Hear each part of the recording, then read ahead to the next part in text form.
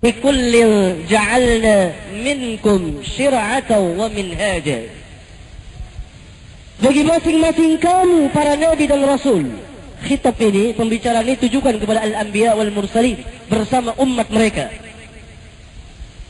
Kami jadikan syir'atan, syariat, wa minhajan, dan minhaj. Ini surat Al-Maidah. Oh, tidak salah. Ayatnya berapa? Ya? 48. Maaf, saya tidak menghafal ayat. Likullin ja'alna minkum syir'atan wa minhaja. Bagi masing-masing kamu, kami jadikan syariat dan minhaj. Ya. Syir'atan wa minhajan, apa tafsirnya? Di kitab-kitab tafsir seperti tafsir al-Imam At-Tabari, tafsir al-Imam Ibn Kathir, tafsir al-Imam Al-Shawkani Fathul Qadir, tafsir al-Imam Al-Qurtubi, dan lain-lain kitab tafsir dari para mufassirin. Al-Imam, bahkan sahabiyun jalil, sahabat besar, Imamul Mufassirin, imamnya ahli tafsir, Abdullah bin Abbas, menafsirkan syir'atan wa minhajan ay sabilan wa sunnatan. Syir'atan itu sabil, jalan, al-ma'na as-syariah. Setiap nabi itu mempunyai syariat. Agamanya satu, tauhidnya satu, la ilaha illallah. Syariatnya berbeda-beda. Wa minhajan, minhaj apa? Bentuk jama dari al-manhaj. Sunnatan, kata Ibnu Abbas, sunnah. Setiap nabi itu mempunyai sunnah. Pada zaman Nabi Musa, syariatnya syariat Musa, dan sunnahnya sunnah Musa. Demikian juga seterusnya, yang diakhiri dengan kenabian dan kerasulan Muhammad alaihi wassalatu wassalam. Maka syariatnya kamil, sempurna. Al-yawma akmaltu lakum dinakum wa atmamtu alaikum ni'mati wa raditu lakumul Islam dina. Allah katakan bahwa agama kita ini telah sempurna. Allah cukupkan nikmat. Allah redha Islam sebagai agama ini. Syir'atan wa minhajan. Dan kita wajib mengikuti manhaj sunnah Nabi yang mulia alaihi salatu wassalam. Sehingga dalam salah satu hadis yang diriwayatkan oleh Al-Imam Ahmad, dan hadis ini mempunyai beberapa syawahid, pembantu-pembantunya, sehingga menjadi kuat dan terangkat menjadi sahih li ghairihi. Hadis yang panjang. Di bagian akhirnya Nabi SAW bersabda, "Lau asbaha fikum Musa, thumma ittaba'tumuhu, wa taraktumuni ladhalaltum." Lau asbaha fikum Musa, kalau sekarang Musa itu berada di tengah-tengah kamu, thumma ittaba'tumuhu, kemudian kamu mengikuti Musa, wa taraktumuni, dan kamu meninggalkan aku, ladhalaltum, niscaya kamu akan tersesat. Kalau sekarang ini ada Musa hidup di tengah-tengah kita, kita mengikuti Musa itu, padahal Musa nabiyan aziman, nabi besar, ulul azmi. Allah ajak bicara langsung Musa. Tidak ada manusia yang diajak bicara oleh Allah kecuali 3 manusia, Adam, Musa, dan Muhammad alaihi wassalatu wassalam. Kalau Musa turun di tengah-tengah kita, kita mengikuti Musa, meninggalkan sunnah Nabi, kita akan tersesat. Bagaimana dengan yang selain Musa? Kalau kita mengikuti si fulan, kita tinggalkan sunnah Nabi, niscaya kita akan lebih tersesat lagi. Ini manhaj. Berarti manhaj itu adalah metode, satu cara untuk memahami, menjalani agama kita ini. Dan ini yang ketiga setelah Al-Quran dan Sunnah. Begitu banyaknya dakwah, semaraknya dakwah di negeri kita ini, berdasarkan Al-Quran dan Sunnah. Sahih, benar.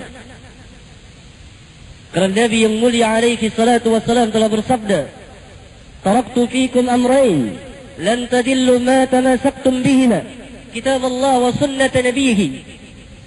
Aku tinggalkan kepada kamu 2 perkara yang sekali-kali, yakni selamanya kamu tidak akan tersesat, selama kamu berpegang dengan 2 perkara itu, yaitu kitab Allah dan sunnah Nabi. Ini dikeluarkan oleh Al-Imam Malik dengan sanad yang dhaif dan ini lafaznya. Tetapi hadis ini banyak pembantunya sehingga naik menjadi hasan atau sahih insyaallah taala. Dan hadis ini cukup masyhur.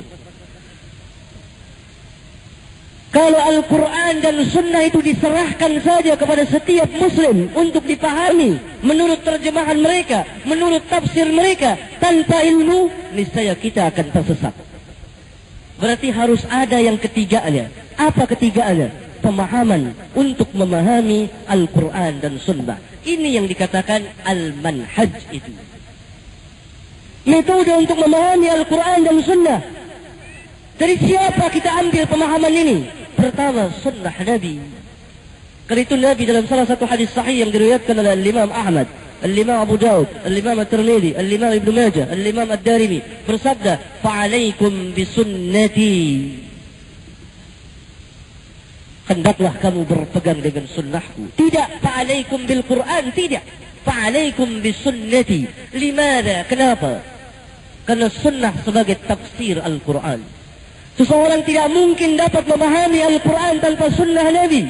Allah tabaraka wa ta'ala berfirman kepada Nabi yang mulia, "Wa anzalna ilaika adh-dhikra litubayyana lin-nas ma nuzila ilaihim wa la'allahum yatafakkarun." Kami turunkan kepada engkau adh-dhikra, Al-Quran ini, litubayyana lin-nas, agar engkau memberikan penjelasan kepada manusia apa yang diturunkan kepada mereka itu, Al-Quran Al-Karim ini. Wala'allahum yatafakkarun, dan agar mereka itu berpikir. Berarti maknanya bahwa Nabi yang mulia alaihi salatu wassalam pentafsir Al-Quranul Karim. Para sahabat itu orang Arab tulen, bahasa Arabnya fasih, tidak sanggup memahami Al-Quran begitu saja tanpa sunnah Nabi yang mulia alaihi salatu wassalam. Berarti Nabi itu mubayyin, orang yang memberi penjelasan terhadap Al-Quranul Karim. Ketika seseorang memahami Al-Quran, bahkan mendakwakan Islam, menjalani Islam tanpa sunnah Nabi yang mulia, dia akan tersesat dengan kesesatan yang jauh sekali. Karena berarti dia melangkahi Allah, melangkahi Khalik langsung Allah. Harusnya Nabi dijadikan perantara, bukan perantara untuk meminta-minta setelah beliau wafat, tapi perantara untuk mendekatkan diri kepada beliau, kepada Allah Tabaraka wa Ta'ala dengan perantara sunnah beliau. Karena seseorang tidak akan diterima takarrubnya, pendekatan dirinya kepada Allah, takwanya kepada Allah, tanpa melalui Nabi yang mulia. Firman Allah Subhanahu wa Ta'ala, "Man yuti'ir Rasul faqad ata Allah." Barang siapa yang taat kepada Rasul, maka sesungguhnya dia telah taat kepada Allah. Surat An-Nisa. Cari sendiri ayatnya lah. Itu. Man yuti'ir Rasul faqad ata Allah. Dalam ayat yang lain Allah Subhanahu wa Ta'ala berfirman, "Qul in kuntum tuhibbunallah fattabi'uni yuhibbukumullah wa yaghfir lakum dhunubakum." Katakan hai Muhammad, jika memang kamu mencintai Allah, katakan kepada manusia yang mengaku-ngaku dia mencintai Allah. Para ulama salaf mengatakan bahwa ayat ini merupakan ibtila, ujian bagi setiap orang yang mendakwakan cinta kepada Allah tetapi tidak ittiba kepada Nabi yang mulia alaihi salatu wassalam. Ujian bagi kita yang memperjuangkan Islam tanpa melalui Nabi yang mulia alaihi salatu wassalam. Dan ayat yang mulia ini merupakan ayat yang agung dan besar sekali tentang keutamaan orang yang ittiba mengikuti Nabi. Pertama, yuhibbukumullah, Allah akan mencintai kamu. Berarti akan memperoleh mahabbatullah, mahabbah Allah, kecintaan dari Allah. Yang kedua, maghfirah, wa yaghfir lakum dhunubakum. Berarti seseorang yang akan takarrub, mendekatkan diri kepada Allah, takwa kepada Allah, harus melalui Nabi yang mulia alaihi salatu wassalam. Perantara antara Khalik dengan makhluknya. Bukan perantara untuk tawassul, sebagaimana yang dikerjakan oleh kaum kita, mendatangi kubur Nabi dan meminta-minta kepada Nabi. Wal'iyadhu billah. Kalau kubur Nabi saja sudah tidak boleh, apalagi kubur fulan dan fulan. Nabi katakan, "La taj'alu qabri 'aidan." Jangan kamu jadikan kuburku ini tempat perayaan yang didatangi pada waktu-waktu tertentu, hari-hari tertentu. Nabi katakan demikian karena kubur bukan tempat ibadah secara mutlak. Dalam salah satu hadis sahih yang diriwayatkan oleh Al-Imam Muslim dan lain-lain imam al-hadis di antara Al-Imam Ahmad bin Hanbal, Rasulullah SAW pernah bersabda, Inna syaitana yanfiru minal baiti alladhi tuqra'u fihi suratul Baqarah. Gini hadisnya. La taj'alu buyutakum maqabir. Jangan kamu jadikan rumah-rumah kamu sebagai kuburan. Inna syaitana yanfiru minal baiti alladhi tuqra'u fihi suratul Baqarah. Sesungguhnya syaitan itu lari dari rumah yang dibacakan di dalamnya surah Al-Baqarah. Hadis yang mulia ini mengatakan bahwa rumah yang di dalamnya tidak dibacakan ayat-ayat Al-Quran, tidak dikerjakan ibadah sunnah di dalamnya, sama seperti kuburan. Karena Nabi larang, jangan jadikan rumah kita sebagai kuburan. Al-makna bahwa kuburan bukan tempat ibadah. Kalau boleh seseorang membaca ayat Al-Quran di kuburan, maka Nabi akan berkata, jadikanlah rumah-rumah kamu sebagai kuburan. Tapi kalau dikatakan la taj'alu buyutakum maqabir, jangan kamu jadikan rumah-rumah kamu itu sebagai kuburan.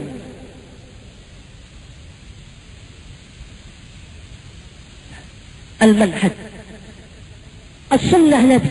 Ini yang pertama. Yang kedua, lanjutan dari sabda Nabi yang saya bacakan tadi. Fa'alaikum bisunnati wa sunnatil khulafa'ir rasyidin al-mahdiyyin. 'addu 'alaiha bin nawajis. Wa iyyakum wa muhdatsatil umur, fa inna kulla muhdatsatin bid'ah.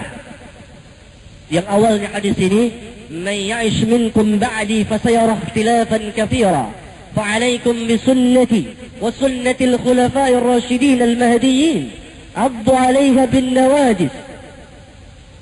Barang siapa yang hidup sesudahku, niscaya dia akan melihat perselisihan yang begitu banyak. Jalan keluarnya mana? Fa'alaikum bisunnati. Hendaklah kamu berpegang dengan sunnahku. Wa sunnatil khulafa'ir rasyidin. Wa sunnatil khulafa'ir rasyidin al-mahdiyyin.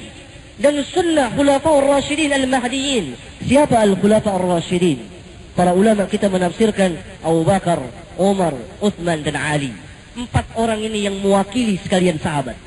Yang dalam salah satu hadis yang diriwayatkan oleh Al-Imam At-Tirmidzi, Al-Imam Hakim di kitabnya Al-Mustadrak dengan sanad la ba'sa bihi insyaallah taala, kalau ada jalan yang lain untuk menguatkannya, sekurang-kurangnya hadis ini hasan. Dan di mana Rasulullah sallallahu alaihi wasallam menerangkan tentang perpecahan umat ini. Hadis tentang perpecahan umat ini derajatnya mutawatirun, diriwayatkan oleh belasan orang sahabat, belasan imam.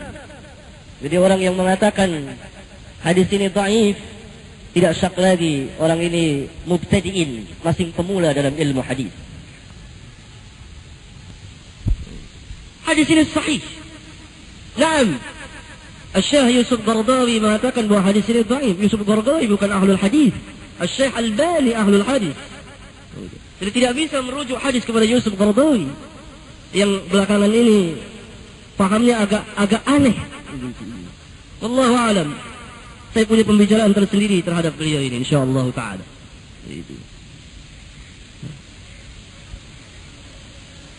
Rasulullah SAW katakan, ma'ana alaihi wa ashabi. Setelah menerangkan firqah-firqah, umat ini akan berpecah belah menjadi 73 golongan. 72 golongan terancam neraka. Ini tidak berarti mereka kekal di neraka. Tidak ada ulama yang mengatakan demikian. 1 golongan selamat.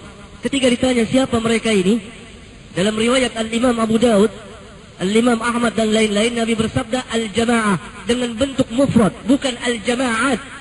Karena Islam tidak mengenal al-jamaat, jamaah-jamaah. Islam mengenal satu jamaah, al-jamaah. Al-jamaatu mufrad. Kemudian Islam jamaah ngambil hadis ini, memperkosa hadis ini. Mereka mendakwakan, ini yang dimaksud jamaah adalah jamaah kita. Allahu Akbar. Itu. Seolah-olah Nabi bersabda 15 abad yang lalu untuk ketuanya itu. Siapa ketuanya namanya? Yang sudah mati, Nur Hasan Ubaidillah. Nur Hasan Ubaidillah tidak thiqah. Dia ini tidak memiliki ilmu. Bahkan kila dikatakan bahwa dia pernah mencuri di Mekah. Wallahu a'lam. Jadi riwayat manqul dari Islam jamaah itu tidak sahih. Karena sanadnya ada orang-orang yang dhaif. Ada orang-orang yang pembohong, bagaimana bisa diterima? Siapa yang dimaksud al-jamaah dalam hadis yang mulia ini? Ditafsirkan oleh riwayat Al-Imam At-Tirmidzi dan Al-Imam Hakim tadi. yaitu ma'ana alaihi wa ashabi, yang aku bersama para sahabatku berada di atasnya. Ini yang mewakili ini yang dimaksud wa sunnatil khulafa'ir rasyidin al-mahdiyyin. Berarti metode beragama itu, cara memahami agama ini, cara memahami Al-Quran dan Sunnah adalah ar-ruju' ilal kitab wa sunnah, rujuk kepada Alkitab dan Sunnah, Al-Quran dan Sunnah, ala fahmi sahabah, menurut pemahaman para sahabat ridwanullah alaihim ajma'in. Ini yang dikatakan al-manhaj, karena Allah perintahkan demikian, dan Nabi tidak cukupkan bersabda fa'alaikum bisunnati saja. Nabi iringi wa sunnatil khulafair rasyidin. Nabi tidak cukupkan dengan sabdanya ma'ana alaih, tidak, tapi ma'ana alaihi wa ashabi, yang aku, bukan aku saja, dan para sahabatku. Kenapa harus sahabat? Pertama, sahabat telah dipuji, dimuliakan, ditinggikan, dihormati oleh Rabbul Alamin. Turun ayatnya dari langit yang ketujuh itu. Allah Subhanahu wa taala berfirman, "Was-sabiquna al-awwaluna minal muhajirin wal ansar walladzina ittaba'uuhum bi ihsan radhiyallahu 'anhum wa radu 'anhu وَعَدَّ لَهُمْ جَنَّاتٍ تَجْرِي تَحْتَهَا الْأَنْهَارُ خَالِدِينَ فِيهَا ذَلِكَ الْفَوْزُ الْعَظِيمُ ذَلِكَ الْفَوْزُ الْعَظِيمُ." Dan orang-orang yang terdahulu, yang pertama-tama dari kaum muhajirin, dan orang-orang yang mengikuti mereka itu, Allah redha kepada mereka, dan mereka pun redha kepada mereka, dan mereka pun redha kepada Allah. Allah telah sediakan untuk mereka surga yang mengalir di bawahnya sungai-sungai, dan mereka kekal di dalamnya selama-lamanya. Itulah kemenangan yang besar. Surat At-Taubah, ya, ayat 100. Ayat yang mulia ini menjelaskan tentang keutamaan, ketinggian, kemuliaan para sahabat yang Allah telah katakan radhiyallahu anhum. Dan orang-orang yang mengikuti mereka pun akan memperoleh radhiyallahu anhum, keridhaan Allah, dengan syarat walladzina ittaba'uuhum, dan orang-orang yang mengikuti mereka. Siapa domirhum di ayat yang mulia ini kalau bukan al-muhajirin wal ansar? Berarti kita bisa masuk ke dalam ayat yang mulia ini apabila kita mengikuti bagaimana cara beragamanya para sahabat ridwanullah alaihim ajma'in. Itu yang pertama. Yang kedua, Allah Subhanahu wa taala Nabi sallallahu alaihi wasallam perintahkan para sahabat untuk tabligh, menyampaikan al-Islam ini kepada manusia. Dalam salah satu hadis yang diriwayatkan oleh Al-Imam Al-Bukhari dan Muslim, pada Hajjatul Wada, di hadapan lebih dari 100.000 sahabat, Nabi sallallahu alaihi wasallam bersabda dengan sabdanya yang panjang sekali, menasihati kaum muslimin dan umat beliau yang akan datang. Kemudian di akhir hadis, di akhir pembicaraan dan khutbah beliau mengatakan, liyuballighish syahidu minkumul ghaib. Hendaklah orang yang hadir di antara kamu menyampaikan kepada yang tidak hadir. Berarti Nabi langsung memerintahkan sahabat sebagai penyambung lidah beliau yang menyampaikan risalah Rabbul Alamin. Ini menunjukkan bahwa sahabat itu orang-orang terpercaya. Sahabat itu orang-orang yang berilmu. Kalau sahabat itu bukan orang-orang yang tidak terpercaya, bukan orang-orang yang thiqah, dan sahabat itu bukan orang-orang yang berilmu, tentu Nabi tidak perintah untuk menyampaikan agama ini. Karena menyampaikan agama ini sungguh sangat berat sekali. Sejak itu bertebaranlah para sahabat ke seluruh pelosok negeri. Sampai ada sahabat yang mati di Roma. Dalam hadis yang lain yang diriwayatkan oleh Al-Imam Al-Bukhari, Nabi SAW pernah bersabda, "Ballighu anni walau ayat." Sampaikan dariku meskipun satu ayat. Ini hadis tidak boleh sembarangan orang memakainya. Jadi jangan beralasan setiap orang bisa jadi dai beralasan dengan hadis yang mulia ini. Fasubhanallah. Kalau gitu semuanya bisa jadi ustaz. Hadis ini pertama kali Nabi tujukan kepada para sahabat. Ballighu anni walau ayat. Sampaikan dariku meskipun satu ayat. Perlu saudara-saudara ketahui bahwa ayat yang dimaksud di sini bukan ayat Al-Quranul Karim. Sehingga orang berdasarkan hadis ini maka timbullah firqah, Orang-orang yang memahami cukup Al-Quran saja tanpa hadis. Ayat di sini adalah al-jumlah. Karena ayat menurut lugah bahasa Arab, jumlah. Jadi sampaikan dariku meskipun satu jumlah saja. Meskipun sedikit. Baik itu ayat Al-Quran atau hadis Rasulullah sallallahu alaihi wa ala alihi wasallam. Jadi ayat dalam hadis yang mulia ini diartikan menurut lugah. Bukan menurut istilah yang biasa kita pahami. Yang menyampaikan siapa? Yang menyampaikan tentunya orang-orang yang berilmu. Itu yang kedua. Yang ketiga, Allah tabaraka wa ta'ala ancam orang-orang yang menyimpang dari perjalanan para sahabat. Mana ayatnya? Allah subhanahu wa ta'ala berfirman, "Wa man yushaqiqir rasul min ba'di ma tabayyana lahul huda wa yattabi' ghayra sabilil mu'minin nuwallihi ma tawalla wa nuslihi jahannam wa sa'at masira." Barang siapa yang memusuhi menentang Rasul sesudah nyata baginya kebenaran, wa may yushaqiqir rasul min ba'di ma tabayyana lahul huda, al-hidayah, al-Islam sudah nampak bagi dia. Allah tidak cukupkan firman-Nya hanya sampai di sini. Ya rahmatullah. Allah lanjutkan firman-Nya, wa yattabi' ghayra sabilil mu'minin, dan mereka mengikuti selain jalannya orang-orang mukmin. Siapa orang mukmin di ayat yang mulia ini kalau bukan sahabat? Karena tidak ada orang mukmin ketika turunnya ayat yang mulia ini selain para sahabat ridwanullah alaihim ajma'in. Kita bisa masuk ke dalam ayat yang mulia ini kalau kita mengikuti tariqah perjalanan para sahabat. Firman Allah di ayat yang lain, kuntum khaira ummatin ukhrijat linnas. Untuk siapa itu? Kuntum khaira ummatin. Siapa umat ketika turunnya ayat yang mulia ini kalau bukan sahabat?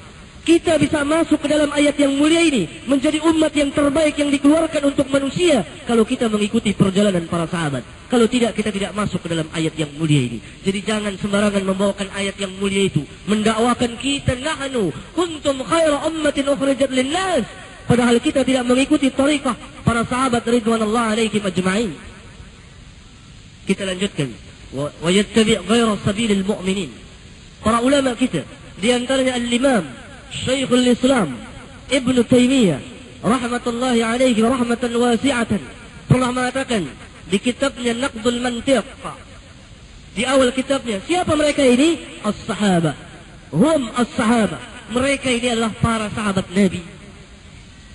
Berarti orang yang memusuhi Rasul, tidak mengikuti sunnah beliau, tidak mengikuti perjalanan para sahabat, Allah ancam dengan firman-Nya, nuwallihi ma tawalla, kami akan sesatkan mereka kemana mereka tersesat. Wa nusrihi jahannam wa sa'at masira, dan kami akan masukkan dia ke dalam jahannam, dan jahannam itu adalah seburuk-buruk tempat kembali. Surat An-Nisa kalau tidak salah ayat 115.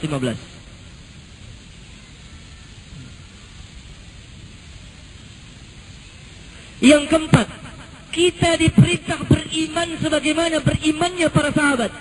Allah berfirman kepada orang-orang munafiqun, wa idza qila lahum aminu kama amana an-nas qalu anu'minu kama amana as-sufaha ala innahum humus sufaha walakin la ya'lamun. Awal-awal surat Al-Baqarah. Dan apabila diperintah kepada mereka orang-orang munafiqun, aminu kama amana an-nas, berimanlah sebagaimana manusia telah beriman.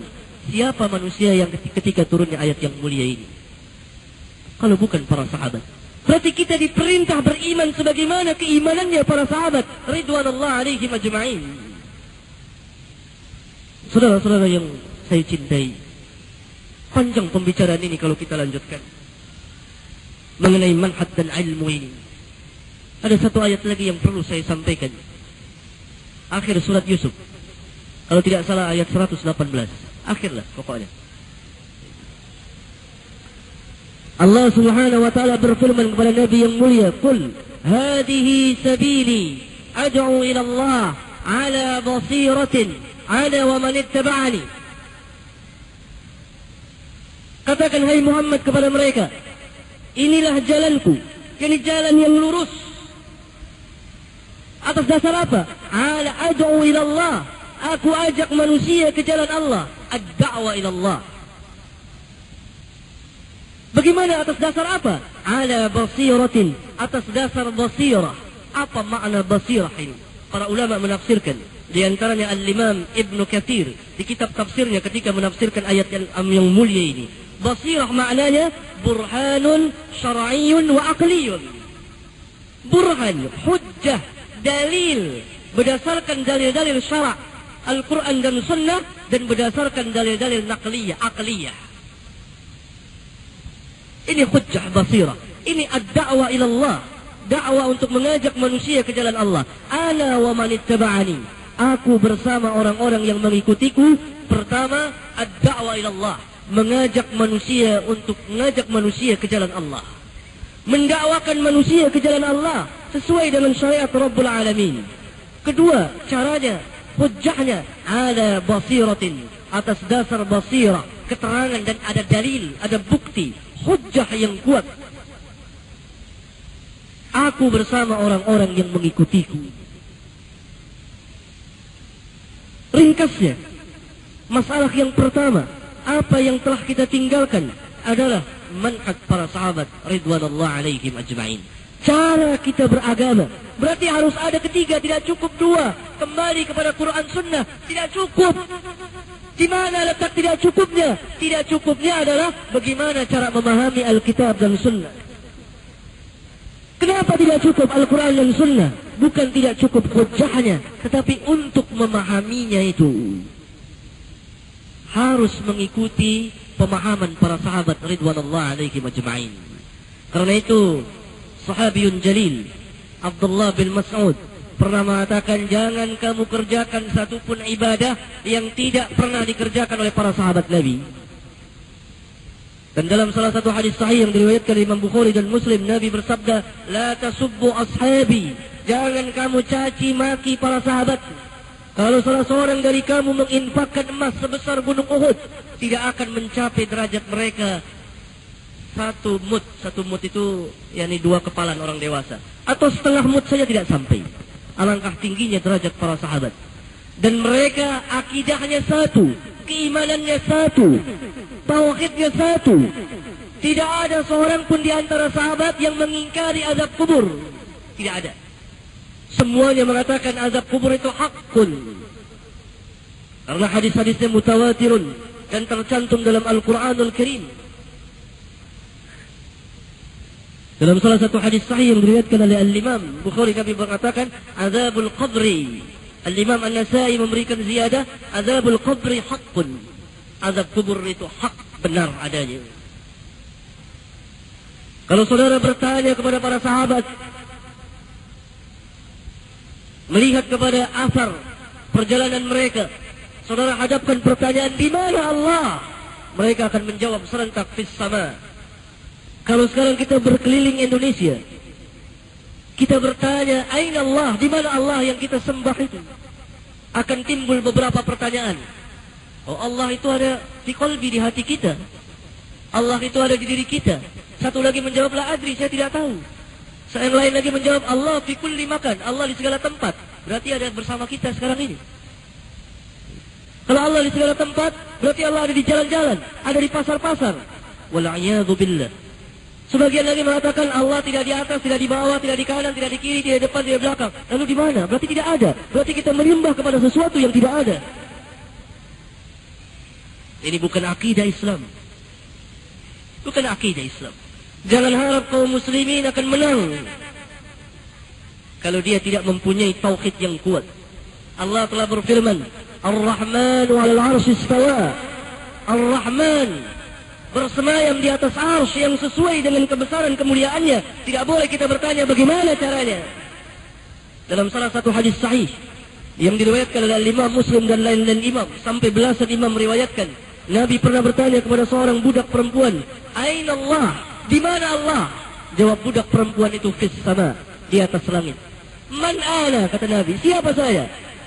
Jawab budak perempuan itu, anta Rasulullah, engkau utusan Allah. Jawab Nabi kepada tuannya, a'tikha fa innaha mu'minah. Merdekakan budak ini karena budak ini telah mukminah. Berarti mafhumnya, orang yang tidak meyakini Allah alal arsy, Allah di atas langit yang 7 sana, bersemayam sesuai dengan kebesaran dan kemuliaannya. Dia tidak di mana-mana.